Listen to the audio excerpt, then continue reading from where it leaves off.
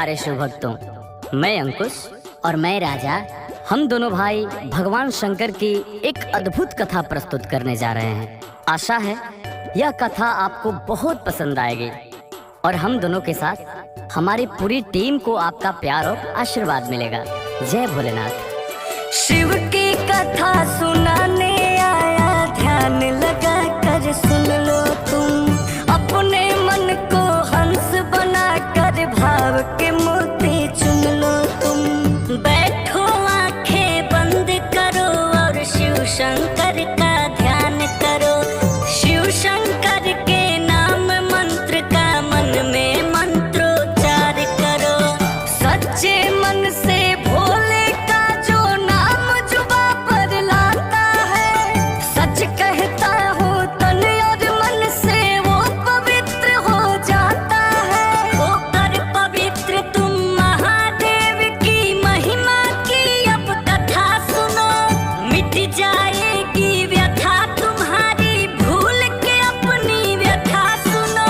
शिव शंकर के भक्त कोई थी कुंवारी बाला काशी में, पिता नहीं थे दुर्दिन में, माने था पाला काशी में। काशी की वो वासी थी, गंगा जी रोज नहाती थी। विश्वनाथ के मंदिर में नित्य पूजा करने जाती थी।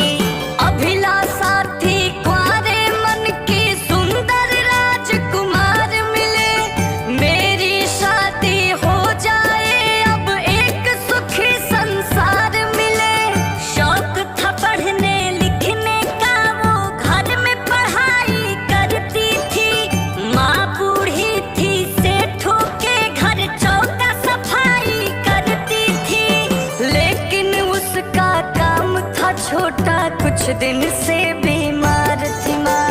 चलने फिरने कुछ करने से बिल्कुल ही लाचार थी माँ। जैसे तैसे दिन कटता था, जैसे तैसे रात सुनो। बीमारी में दवा भी लाने की थी नहीं औकात सुनो। माँ जब आहें भरती थी तो शिव को याद वो करती थी। अनहोनी कुछ हो ना जाए सोच के दिल में डरती थी। एक दिन ध्यान लगा कर शिव से बोली, प्रभु पधारो तुम, इस दुखियारी की विपदा को करके कृपा अब टारो तुम। नाथ सनाथ करो अब हमको, रखो हमें अनाथ नहीं। आपके आगे किस दिन बोलो, झुकता है ये माथ नहीं। माँ को ठीक करो भगवान, क्या मेरा भाव अधूरा है। दवा पास में गंगा जल में मिश्रित भंग धतूरा है। तेरी दया की यही दवा मैं माँ को रोज पिलाती हूँ।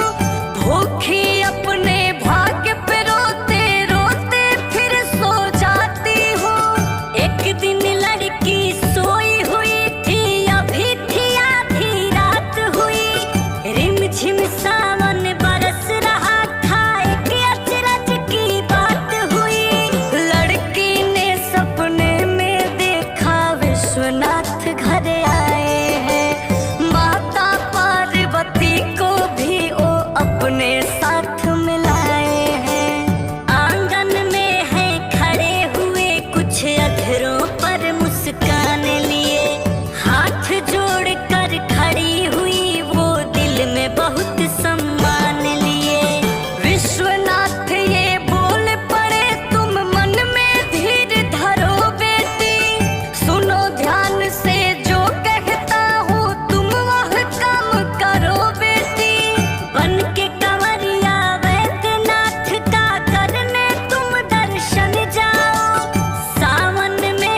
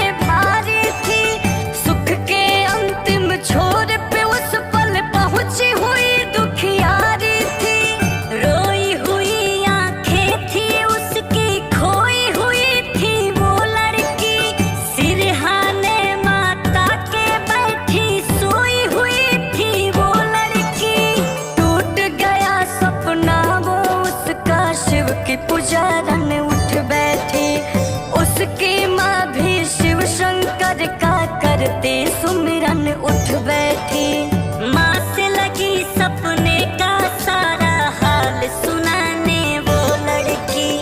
बात कहा था शिव ने जो सब लगी बताने वो लड़की।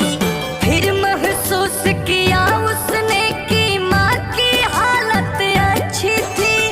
बीमारी थी लेकिन उसकी अब कुछ सूरत अच्छी थी। माँ ने कहा अब देर करो मत,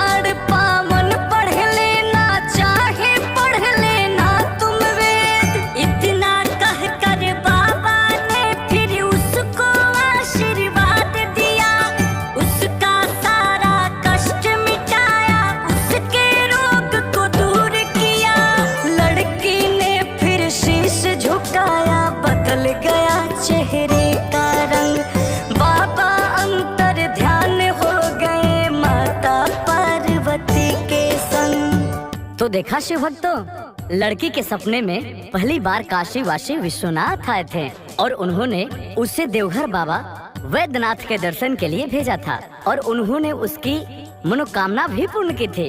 लेकिन इस बार बाबा वैद्यनाथ उसके सपने में आकर उसे विश्वनाथ को जल चढ़ाने का आदेश देते हैं। तो ये दोनों एक हैं। आप सावन में शिव की पूजा करें क्योंकि सावन शिव का महीना है।